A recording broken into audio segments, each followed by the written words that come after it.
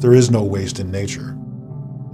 When a tree falls, it's only halfway through its life. When a bear or an animal finishes eating food and processing it in its body, that becomes fertilizer for future life on the forest floor. So it's a beautiful thing, the way nature has worked this all out. There is no waste in nature. The human animal is, in fact, the only animal on the planet to create waste that nature cannot process. One of the reasons I got involved in this industry is to highlight the issue of waste as one of the most important environmental issues of our time. And I think a lot of other issues have gotten a lot of attention. We've been really lucky. I think recycling is getting more and more popular. But I think the idea of garbage in general, of landfills, of being done with something, putting it in a bag or putting it in a can at the end of your road, that it just goes somewhere. And the truth is, that somewhere is also a place on this planet that we all share. Really, when it comes to landfills, it's an emu. Not in my universe. I not only don't want it in my neighborhood or my backyard, I really don't want it in my county, and frankly, I don't want it in my state. Put it somewhere else. Well, everybody else feels the same way. Well, what if we took a stance that said only in your backyard? You generated it, you deal with it. I think there's some value in that. It would make people start to think a little harder about, well, what am I doing? Where is this going? Whose problem really is it? Now, you have to understand that in Seattle, we don't have our own landfill. We instead contract with a landfill that's actually located in Oregon, some 250 miles away. And in order to get the trash there, it has to be loaded onto trains, a mile-long train filled with trash. The train leaves at 3 o'clock every day from Seattle except for Saturdays. It goes 250 miles to Oregon, where it then goes up a hill into this huge landfill where in the winter they actually have to heat up the cars in order to dump all the garbage.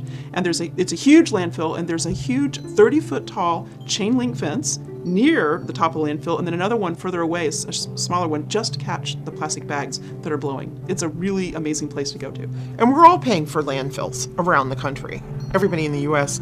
is working with some system, whether it's a municipal system that manages their own waste locally or if it's a system that ships their waste to other parts of the country. And, there's so many different models in how that works. The resources involved in picking that up from your curb, taking it to wherever its destination is, and then having to dispose of it, you're still part of that. And the reason you should care is because that's going to make a difference for the environment, for the economy, for your costs, for all of the things that you care about. It's going to make a difference. In economics, there's this term of externalities. And there's a lot of costs out there that we collectively bear as a society, whether it's habitat destruction or whether it's costs that are directly being imposed on us as citizens who didn't ask for those costs to be put on us. So the cities are under huge budget pressure right now, and they need to cut their costs. And if they can cut their costs in terms of how they're managing their waste and start to make more money off the recycling, so these plastics they can make money off of if they get them separated and people are actually recycling them. And the same thing with compost. So it's really can become more of a fiscal issue than an environmental issue in some cases. Our latest statistics is that even with the recycling as high as it is in King County, that still more than half of what's going into the landfill could be recycled or reused. Seattle with its premier recycling program, it's the program of the country, probably people in San Francisco might argue with you. And 60% of the residential waste is still recyclable, so we're not 70% of the commercial waste oftentimes is recyclable, so there's a huge opportunity. And by recyclable, I mean there's collection programs, there's markets, there's technology. It's not esoteric blue sky stuff. It's worth noting that garbage is more expensive than recycling, and for a good reason. You haul your garbage off to a dump, and it gets covered and buried there, and that location, that site, then has no more use, whether it's that land or the product you're putting inside of it. So 3.5 million tons of garbage in the current Cathcart landfill took us 12 years. That was it. It's a 56-acre landfill. You can do the math on how high that was. When it was done, you're not really done. You just don't get to use it for a revenue purpose anymore. Now it becomes a revenue extractor. And you now spend money to maintain this carefully contained trapezoid of trash. You pull out the gas, that costs money. You pull out the water, and you treat that water. And then you sink monitoring wells around the landfill, and you monitor those landfills to trace the extent of the third law of thermodynamics, everything leaks. And all of that costs money. and it's money against which you're not making revenue, so therefore it is now a cost center. Landfills in general, in the 30-year post-closure period, are somewhere in the neighborhood of $20 million. You ask yourself, why should things go to landfill? Why should we use space, land for garbage? Is that a good idea? I mean, I think we're all starting to see that this world we live in isn't all that big. If your only measurement is dollars, then I think one could make the argument that yes, people here are paying the full freight of their garbage. I mean, in fact, it's dramatically inflated. Their garbage bill is paying for salmon habitat restoration and graffiti removal and lots of other things that the municipalities do that are good, and those things are funded through utility taxes. But I also believe that if you count the impact on the world and the environment, then there's no doubt that we are stealing from the future. Tipping fees provide a significant incentive. A lot of what we see, if we can't, let's say make money or extract value from the commodities, we need to cover our costs through the avoidance of disposal fees, and that's a big incentive. And so when you have markets like Seattle or Vancouver up in Canada, which is part of my area, where they have high disposal fees, it's for a reason, because they're trying to promote recycling and wasting less. We've got excess landfill capacity, but the issue is really conservation of resources, wise use of resources. If you have waste, you're inefficient, you're wasting money. It's an opportunity to reduce costs, increase profit. So from a commercial standpoint, waste represents an opportunity to be more efficient and more profitable. Go visit your landfill. Go see what you're putting in there. See what it looks like when you and your neighbors and everybody else conglomerates their trash. Come to the transfer station, it's closer. See what people are throwing away, you'll be surprised. Because there is value in the things that we are generating. The things that we consider to be trash are valuable. There's things that can be done with them, resources that can be used. And secondly, we live on a finite planet. There's only so much stuff that we can generate and then turn into trash. We throw way too much away in our society, and whether it's scrap metal, cardboard, paper, food waste, plastic, all that stuff has a better use, and it really makes no sense to landfill it when you can recycle it.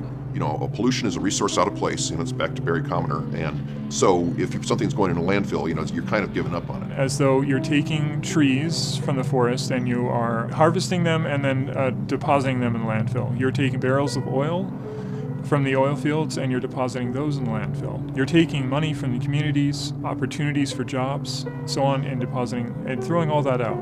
Arguably in a post-apocalyptic Mad Max universe, we're going to be mining those landfills for the resources. So you could say, wow, that's actually the world's slowest materials recovery facility. Put it in a dirt pile, send it into the future. Some of the organics decay, not many. Some of the organics decay, then we unbury it, woo, smells bad. And we go back in for the metals and the glass and the plastics that we can no longer mine from the earth because we already got them all. So all those things that we've thrown away for all these decades in landfill may become very valuable. And what a shame it is, in my opinion, to spend the resources of both the human resources and the financial resources to fight over things like oil. Turn around, make a plastic component, then use it for 2 minutes or less, and throw it in landfill forever. What a waste. We just got to change the way we do things. We need to look at actually the whole stream of everything kind of in terms of its whole life assessment. How much impact is there in the mining of the material? How much impact is there in the manufacturing of the product? How far does that product have to be transferred in terms of transportation and energy costs? And then how does that get installed and how toxic it is and all these kinds of issues? And then at the end of that product's life, what happens to it? And taking a hard look at that and then asking the question, do I want to participate in this? Do I want to add to this? And I think most people would say no. I think if they really knew what went into manufacturing and what went into disposal, that they would make an educated decision. And I think most of what we generate because we've been told that it's okay to waste. And I think it's time to tell a new story.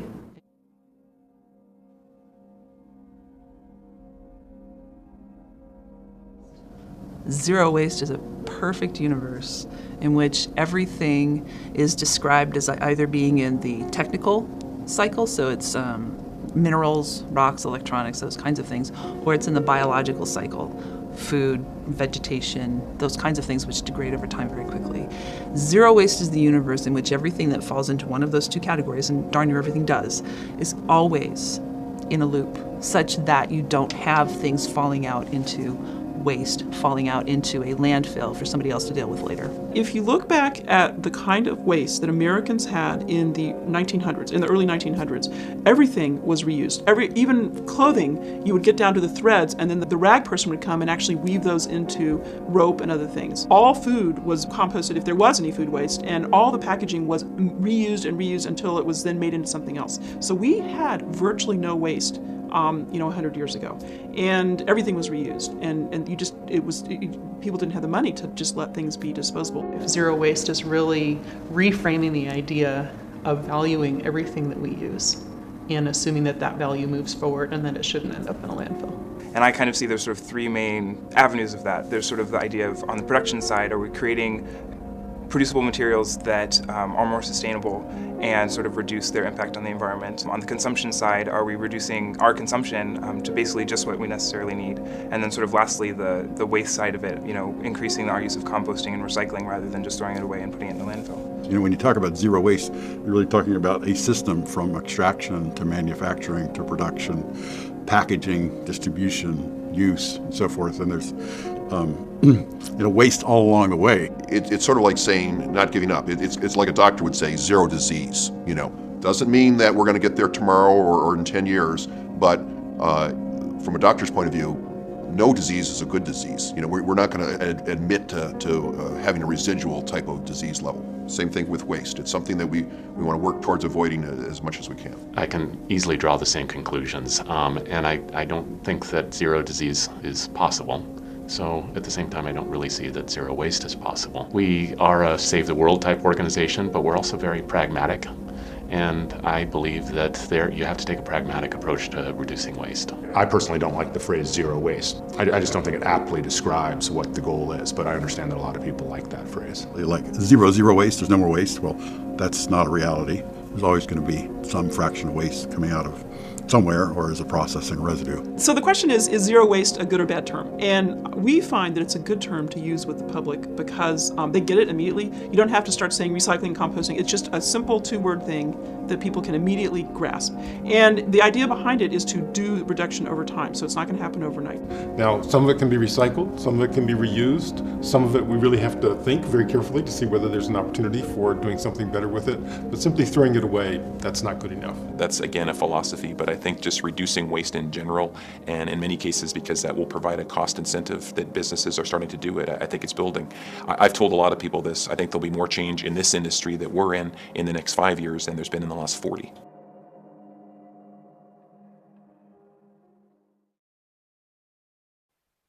I think people look to Seattle as an example of what is possible for that the partnerships for the utilities and the private businesses, the sort of policies and incentives that are in place to make it a more economically, attractive thing for businesses to do, and the services that are available. And we have some very innovative haulers and collection services here for people, and there's lots of opportunity to recycle a lot of different materials. Humans are very creative, and somebody will figure out how to make money taking even the least likely candidate for reuse and turning it into something fabulous.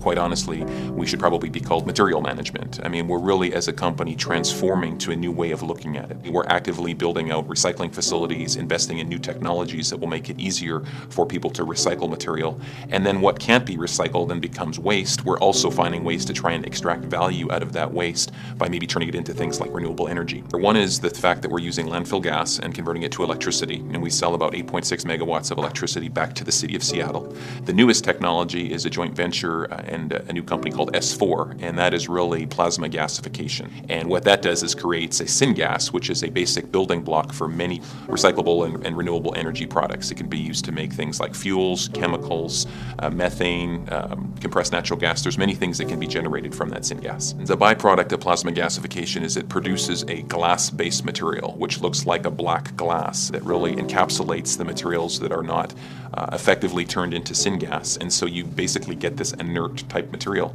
And we're looking at potentially using that for road base or different things that could be reused, or if we have to, potentially landfill it, because it's a small fraction of what went in initially that comes out as this residual inert type glass material. Contamination is still a major challenge in this business, and some of the technology we're working on, like plasma gasification, doesn't really care about contamination, but that's not going to be the end-all solution for everybody. Clearly, that's kind of an end-use product. Once recycling's taken place, gasification might occur, but I think farther upstream, it's still contamination, and people just, I think, don't realize how their small actions at their home or at their business can really affect it on the back end.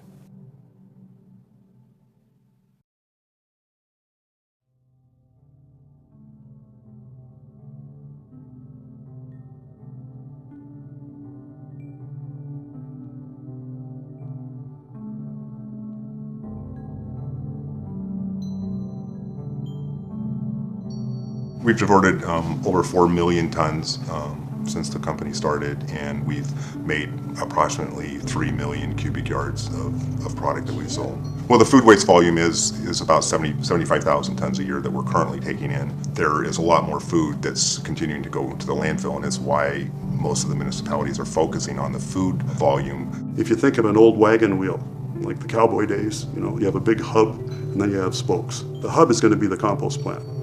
Because whatever anything else does, you need it to make a product with the residuals, okay? Now, one spoke could be anaerobic digestion, which we've been looking at now for about 8 years, I think. Jerry's been to Germany 15 times.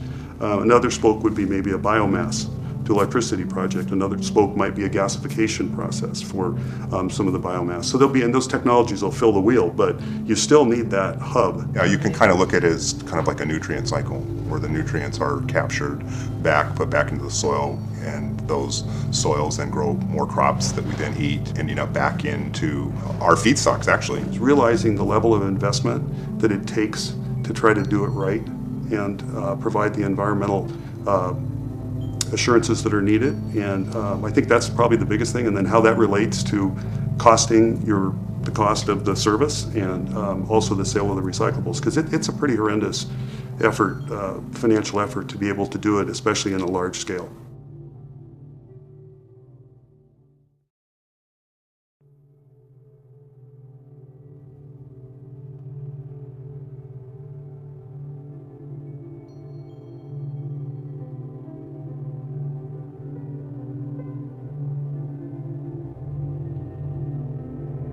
Our guesstimates are that there could be anywhere from 10 to 13 million gallons of used cooking oil in the state of Washington alone. A year? A year, yeah.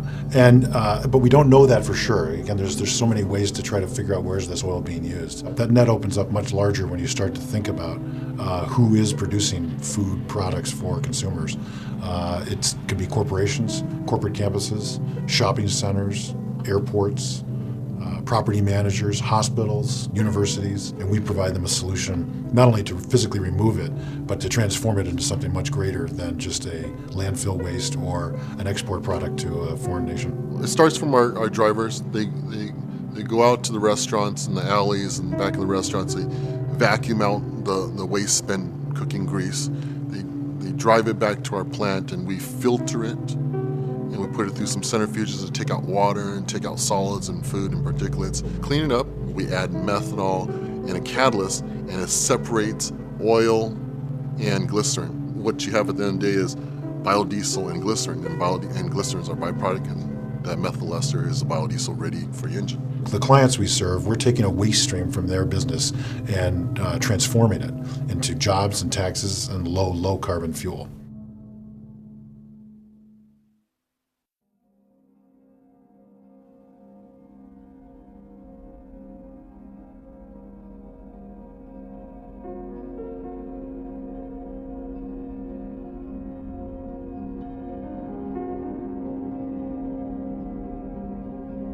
I don't look at it as a difficulty. I look at it as a great opportunity. You have this huge model that students, faculty, and staff are engaged in. So this is an opportunity to have this living, learning environment on campus where everyone on a daily basis can be engaged as environmental stewards. The three rules are convenience, convenience, convenience, and you will actually get people to recycle and compost more. So we even work in some places to try and create better infrastructure where we always offer all three of those opportunities: recycling, compost, and hopefully a small amount of waste. Part of what we've learned over the years and what we've tried to do is standardize the look and the messaging as best we can. So we have one type of container that goes in conference rooms. We have another standardized set of containers that go in lecture halls and classrooms. We have a standard set that look and feel and color that goes in public area places. The Minimax, it's a garbage can that is large for the recycling and tiny for the waste.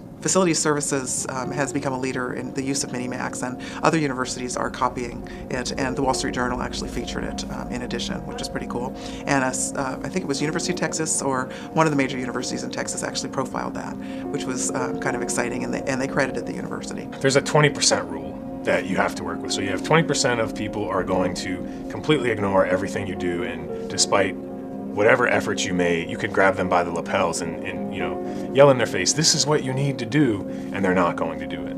And you have 20% of your population that believes fervently in the cause, is so interested in the issue and so wrapped up in it that they're going to participate in everything that you offer them. And then you have your majority, 60% of folks in the middle, who you have to engage and you have to remind. And many folks need to hear things or see things in a variety of ways. And they say, and I can't remember the exact statistics, but people need to see something or hear something like 6 times before they really get it.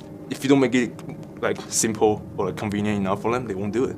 And that's probably the biggest challenge, I would think. I mean, it's people, if they don't care in the first place and they don't think it's convenient, they wouldn't do it. So I guess the challenge is more like how we're gonna spread the message in some kind of way that's convenient and understandable for people that will actually follow it.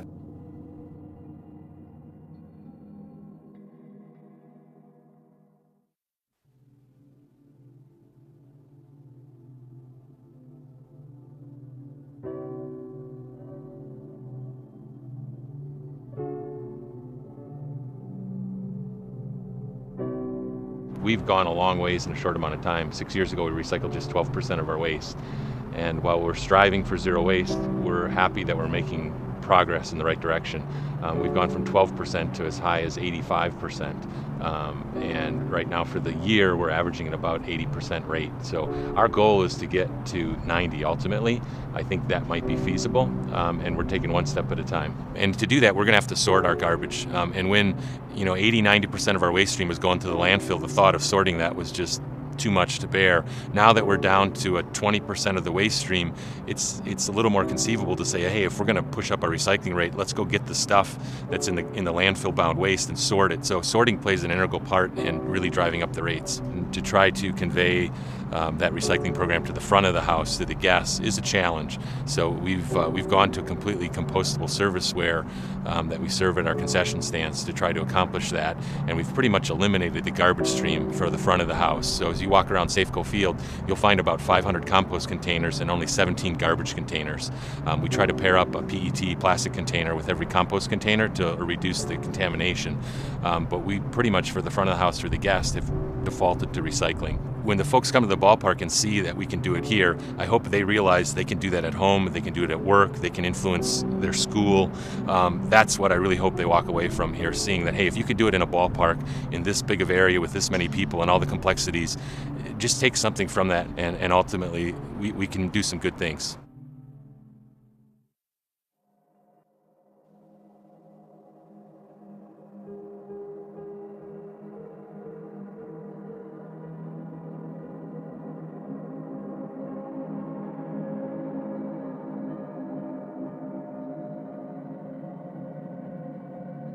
Well, I mentioned previously that we're both aspirational and pragmatic, so that certainly we brought that perspective to bear when we considered recycling, and we do recycle in the bathroom, for example, and in the kitchen, but we don't do it in the laboratory. So we look at it as a responsibility, and part of our responsibility involves recycling and reducing, but part of our responsibility involves ensuring public health and making sure that we don't create problems as we try to resolve them. But it's great to know that we don't have to throw away tons of styrofoam boxes every day, because to stay at the temperatures we need, pretty much everything gets shipped in styrofoam. Tons of packages every single day and a lot of styrofoam. A lot of them will come with one small little item in a big huge box of those peanuts, and it's so nice to be able to just have that recycled, don't have to worry about it. We have a place, over against a wall that we just put that. I think honestly it's made life a lot easier to have these resources here, as opposed to trying to think about, okay, what are we going to do? Are we going to fill our own personal garbage receptacles with all the styrofoam? Are we going to take this huge, printer cartridge and put it somewhere where it could leak everywhere? It's like, nope, it just goes right there and we don't have to think about it.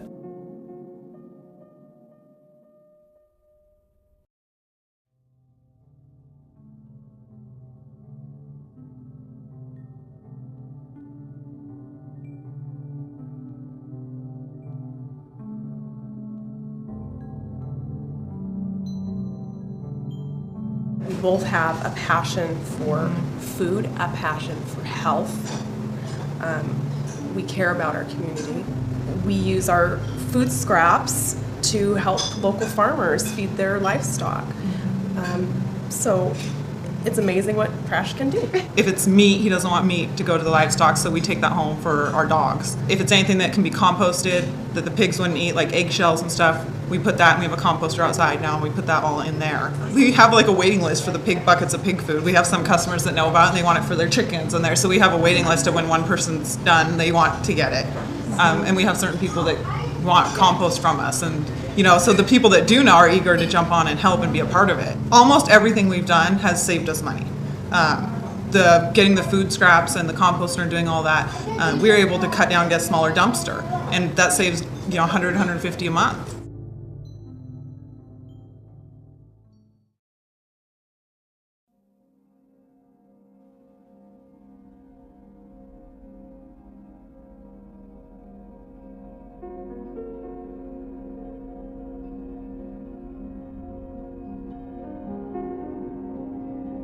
A lot of customers come to us saying, look, our customers are demanding that we show and demonstrate that we're green. We want you as a sustainability partner, Waste Management, to help us achieve our sustainability goals. And luckily for us, with the contract that we have with the City of Seattle, is we have an incentive program that encourages us to work with customers to reduce waste. Because the City of Seattle knows that over time, creating more and more and more waste is actually not the best use of community resources and tax dollars. And so for us as a hauler, whether we're hauling garbage or recycling, we do have a preference. We would rather the majority of that be recycling and be compost and be items that are not destined for a landfill.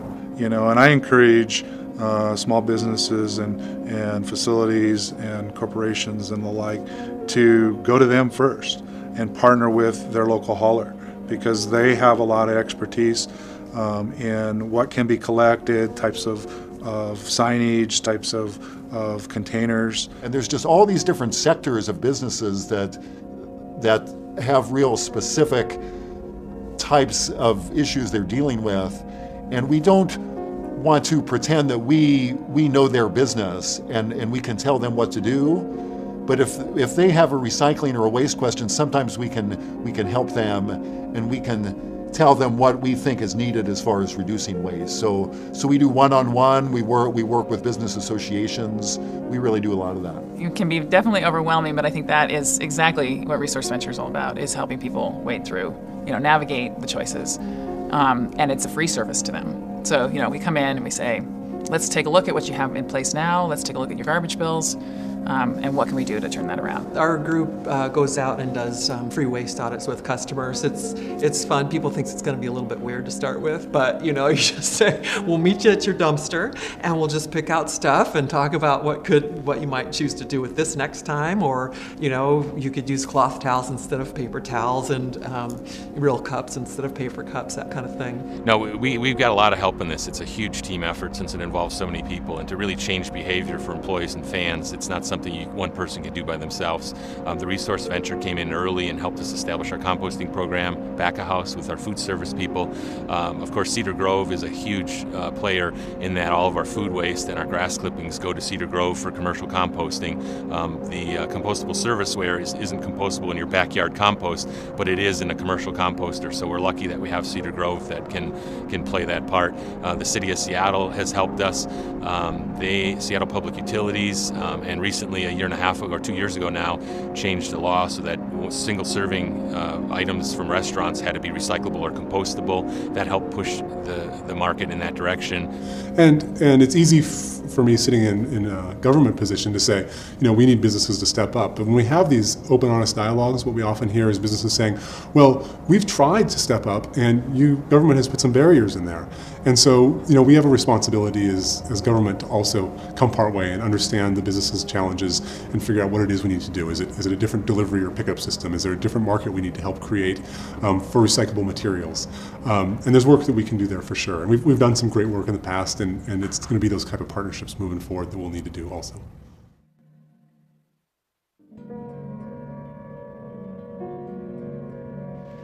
Zero waste initiatives for businesses start with the Green Team and doing a baseline analysis of all of the waste that's generated on site from that business, whether it's an office building, whether it's a restaurant, whether it is a manufacturing site, and taking a look at production, everything that's purchased for that site, and then everything that's disposed of. What we advocate for is for people to just take small steps. We're not talking about people changing their life overnight. And I think that's what sort of freaks some people out. Like, oh my gosh, I'm gotta become green automatically and overnight. And that's not really what happens for most people. It happens over time. I think a lot of companies look at something like this and think it's just too big. It's just too overwhelming. There's no difference, that my business can't make a difference. And I can understand that line of thinking, unless you just start small and say, okay, well, let's just look at our recycle bins at the end of every day and see what we're recycling. And let's look at our garbage bins. And let's look at our food compost. We didn't even compost food a few years ago at businesses, and now we do.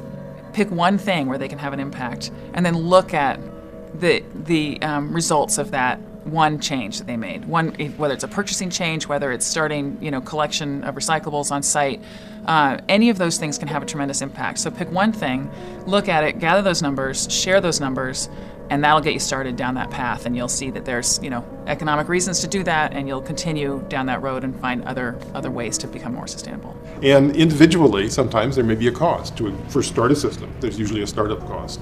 To educate people, there's a cost to starting that up. You may have false starts. You may not have the system designed very well, and so mistakes are easy to make. So there's a lot of reasons why people are cautious about moving forward. But what our experience has been is that once you get people started, then it's like, why weren't we doing this all the time? I think when we talk about sustainability and doing things that are green or being sustainable, we really want to be at a place where we aren't using that word anymore and we're just talking about the way we do things.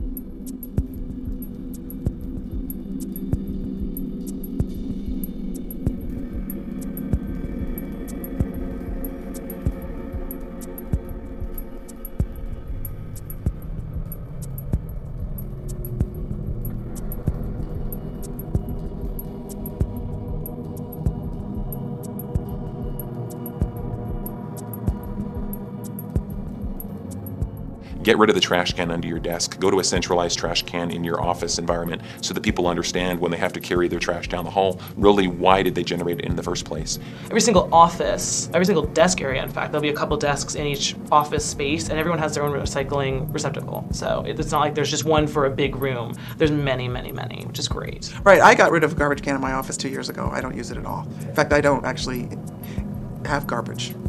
because I'll take it out to the main area. And I can't just, even though the garbage can's right there, recycling bin's 10 feet away instead. It's not a big deal to do that, and then after you do it for a while, you get in the habit of it.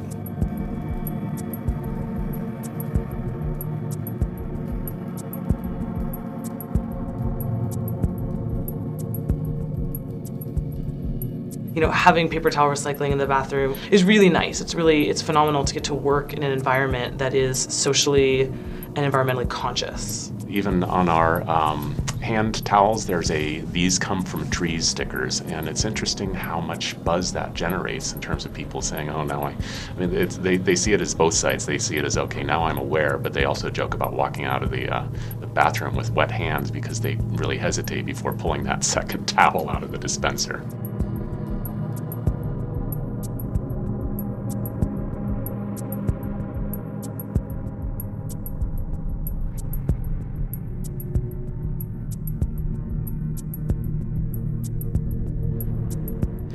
In Seattle, the tiering of pricing for your disposal of trash is higher than if you do recycling or if you do compost. We've got compost at home and recycle at home, so it's kind of just second nature for me to do that kind of stuff at work.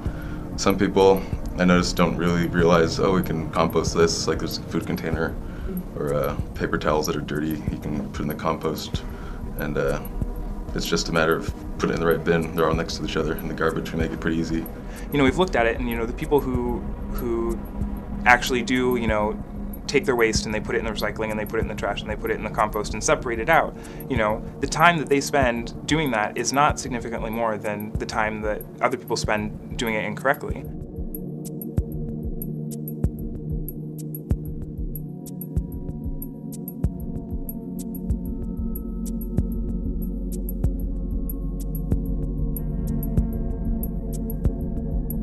So right next to our printer, we have a big recycling receptacle, which gets used far more than the trash. And I've seen people actually take a piece of paper out of the trash and put it in the recycling. So that happens a lot. In some cases, it's as simple as having offices start by setting their printers to default to two-sided printing and using Print Preview to see what you're going to print before it pops out. It would be great if the person who's in charge of purchasing would really take a look at the green purchasing they could do. So for example, are they buying really high recycled content in the paper? Are they using printers who are using less toxic inks for the products that they're, you know, their brochures and that kind of thing? We've jumped on recycle, which is the last thing in the hierarchy of reduce, reuse, recycle. So the recycling is great, but if people, you know, kind of went back to square one, back to the beginning, which is, it's about reduction, about using less. I think that would be a good kind of thing to think about.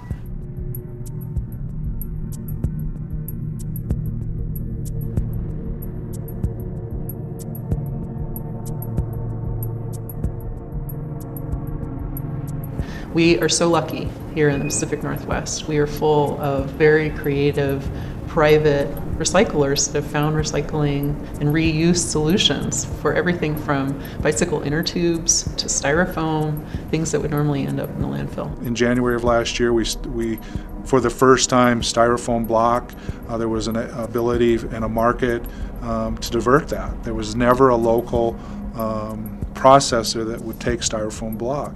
It's not heavy, so it's not a lot of weight, but it takes up an incredible amount of volume. So we piloted in the health sciences complex where they get a lot of shipments, lab supplies and those such. So there was a lot of styrofoam.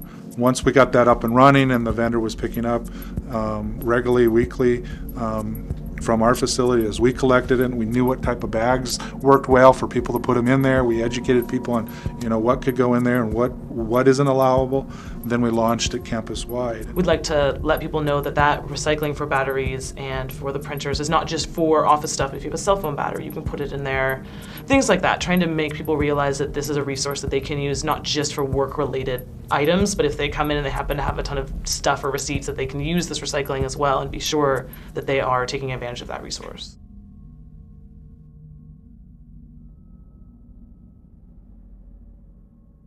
So sustainability also is about supporting the local economy.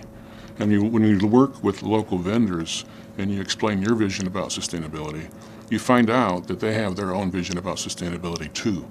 And by collaborating together, you can really help drive sustainability for your region by working with local providers and by supporting the local economy.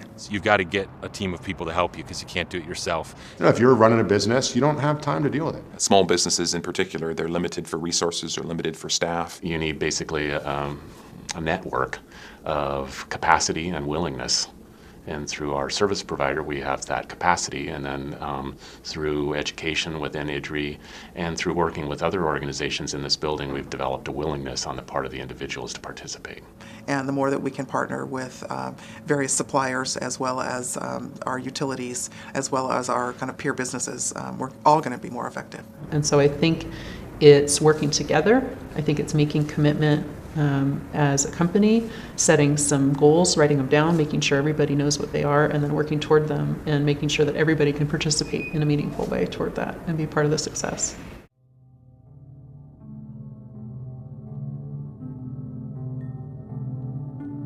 We have to be restructuring how we do things. But at the same time, we have to be cognizant of the business community and what is the real driver in business. I'm an economist at heart.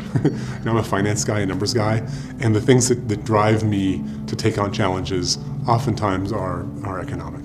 And so when you show me a garbage can that I'm currently using and say, but if you could get all your garbage into something half the size, you would save $15 a month. Even if $15 isn't a significant amount of income for me at the time, it's real. And now you've issued the challenge.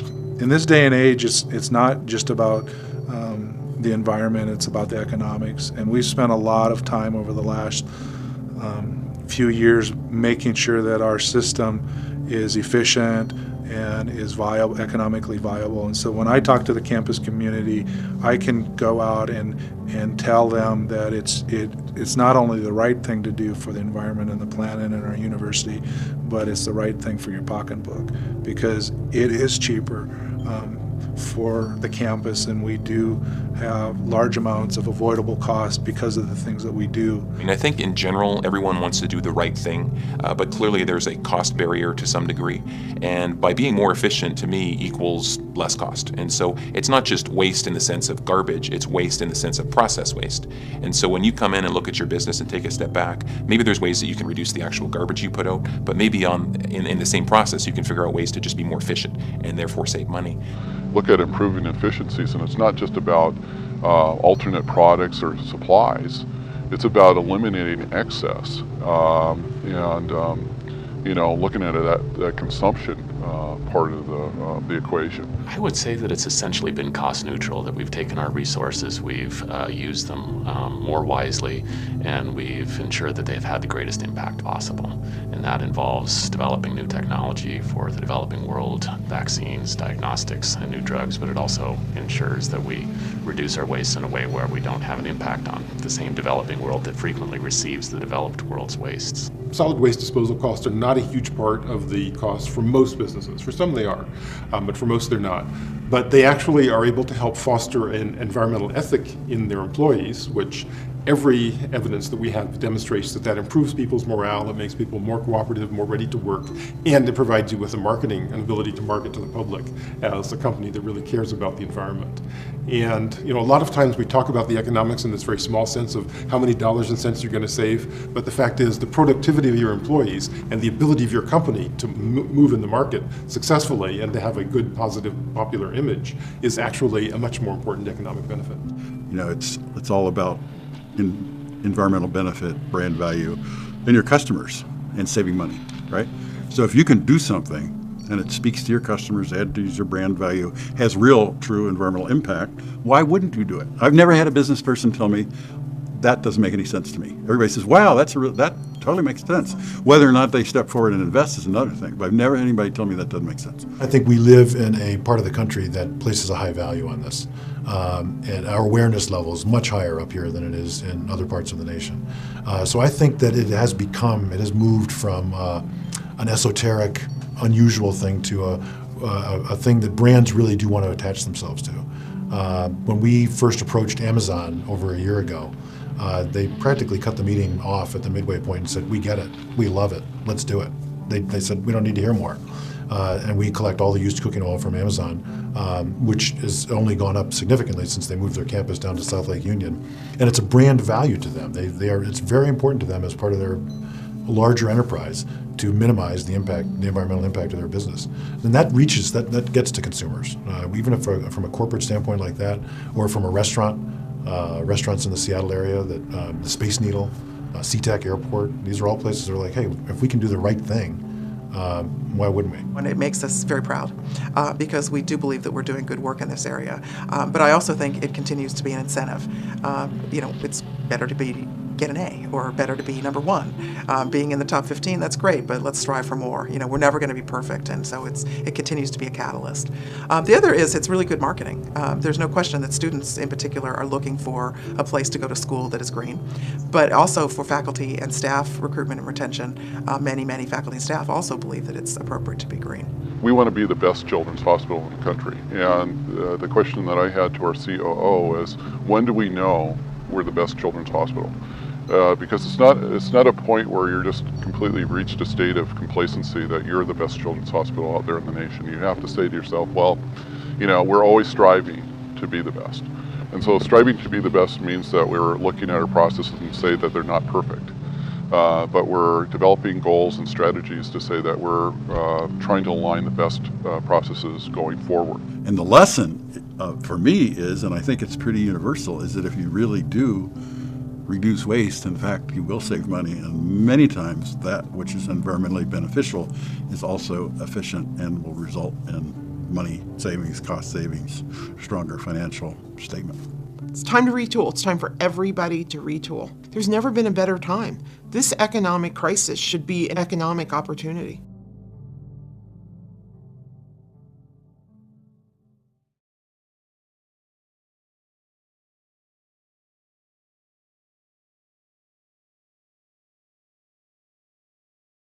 I was a plunderer of the earth. My business, of which I was so proud, was a plunderer of the earth, part of a system that had to change. And I resolved to do what I could in the time I have left to change that.